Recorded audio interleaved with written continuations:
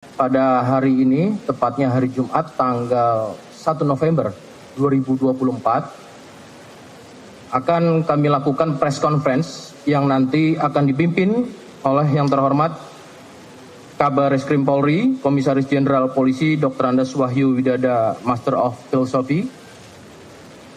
Pertama-tama perlu kami sampaikan bahwasannya Bapak Kapolri Jenderal Listio Sigit Prabowo berkomitmen memberantas segala tindak pidana yang tentunya menjadi perhatian publik maupun dalam rangka untuk menjaga bangsa dan negara di Indonesia, maka Polri akan terus melakukan penelusuran sampai dengan tuntas. Kapolri juga telah memberikan instruksi kepada seluruh jajaran untuk mendukung program Asta Cita Bapak Presiden Republik Indonesia, Bapak Prabowo Subianto, serta berbagai program dan kebijakan pemerintah. Maka dari itu, Polri akan bekerja sama dengan stakeholder lainnya dalam mengungkap tindak pidana yang menjadi perhatian saat ini dan tentu untuk menjaga bangsa dan negara. Untuk itu, kami persilakan kepada Bapak Kabar Reskrim, Komisaris Jenderal Polisi Dr. Andes Wahyu Widada, Master of Philosophy, untuk memimpin pengungkapan terkait dengan Joint Operation Pengungkapan Jaringan Narkoba Internasional. Kami persilakan kepada Bapak. Terima kasih Pak Karopenmas. Assalamualaikum warahmatullahi wabarakatuh. Salam sejahtera untuk kita sekalian. Shalom, Om Swastiastu, Namo Buddhaya, Salam Kebajikan.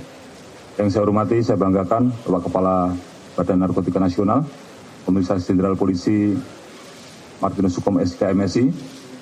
Yang saya hormati Wakabar Reskrim, yang saya hormati Deputi Analis dan Pemeriksaan PPATK Bapak Danang Trihartono SEMH, yang saya hormati Direktur Interdiksi Narkotika Ditjen Bea Cukai Kemenku RI Bapak Dr. Andes Syarif Hidayat MSc, yang saya hormati Direktur Tindak Pidana Narkotika dan Zat Adiktif lainnya dari Kejagung RI Bapak Wahyudi SHMH, yang saya hormati Direktur Pembinaan Narapidana dan Anak Binaan Ditjen Pas Kementerian Imigrasi dan Pemasyarakatan RI Bapak RWD Supriyatno DJIP SHMH. Terima kasih atas kehadirannya Bapak-Bapak sekalian dalam rangka untuk pelaksanaan press release pada sore hari ini. Rekan-rekan sekalian, sebagaimana kita pahami bahwa kejahatan peredaran gelap narkoba ini sudah menjadi musuh buat seluruh bangsa di dunia dan sudah menjadi salah satu transnational organized crime, di mana para pelaku ini rata-rata memiliki jaringan internasional untuk memasukkan barang-barangnya dari satu negara ke negara lain, termasuk juga ke Indonesia. Perang terhadap penyalahgunaan narkoba ini sudah banyak sekali digaungkan oleh beberapa negara, termasuk oleh kita, dan tentu kita tidak boleh berhenti dalam mengungkapkan yang ada di depan kita, karena itu harus dilaksanakan secara terus-menerus. Karena narkoba ini selain membahayakan kesehatan, bisa menimbulkan gangguan mental, dan yang paling membahayakan adalah merusak generasi muda. Kita dihadapkan dengan bonus demografi menuju Indonesia Emas tahun 2045. Apabila generasi muda kita ini terpengaruh dengan narkoba, maka akan sangat merugikan buat kita semua. Oleh karena itu, kami semua berkomitmen, masuk juga dari BNN, memiliki komitmen yang kuat. Seluruh jajaran untuk berkolaborasi bersama-sama memerangi peredaran gelap narkoba ini. Adapun 3 jaringan narkoba yang diungkap tersebut, yang pertama adalah jaringan FP yang sudah kita ketahui bersama.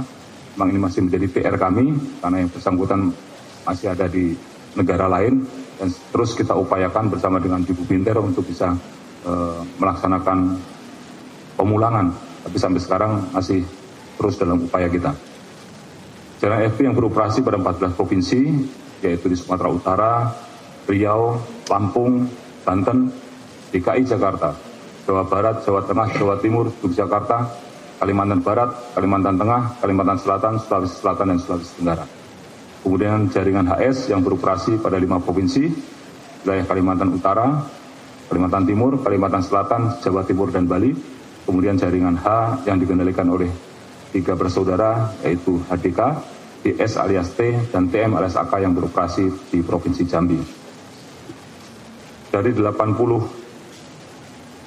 perkara yang sudah diungkap tersebut, jumlah tersangka yang berhasil diamankan dalam joint operation ini adalah sebanyak 136 orang tersangka. Dengan barang bukti yang berhasil diamankan, yang pertama sabu sebanyak 1,07 ton, tepatnya 1071,56 kg, kemudian ganja 1,12 ton, ekstasi sebanyak 357.731 butir, Happy 5 6.300 butir, ketamin 932,3 gram, kemudian double LL 127.000 butir, kokain 2,5 kg, tembakau sintetis sebanyak 9.064 gram, hasis 25,5 gram, MDMA 4.110 gram, mepetron 8.157 butir, happy water 2.974,9 gram. Kalau kita konversikan dari total barang bukti narkoba yang berhasil diamankan tersebut, dikonversikan dengan berapa banyak kita bisa menyelamatkan masyarakat dari penyalahgunaan narkoba, bisa dihitung sejumlah 6.261.329 jiwa yang bisa kita selamatkan. Kemudian kita juga bekerja sama dengan PPATK, jaringan perputaran uang dari narkoba ini cukup besar, tapi ini perputaran uang bukan hanya selama 2 bulan, tapi secara keseluruhan mereka melaksanakan operasi. Jaringan FP ini sekitar 56 triliun, jaringan HS 2,1 triliun, dan jaringan H 1,1 triliun selama mereka beroperasi.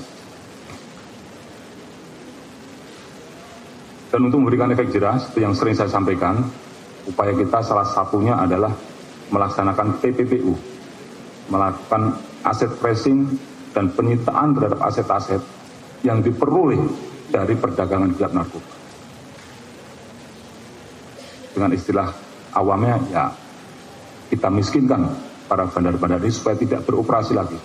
Karena kalaupun mereka ada dalam penjara, tetapi masih memiliki uang, maka mereka masih memiliki potensi untuk melakukan pengendalian peredaran gelap narkoba ini. Total nilai aset yang berhasil disita dari 3 jaringan yang saya sebutkan tadi di atas sejumlah 869,7 miliar rupiah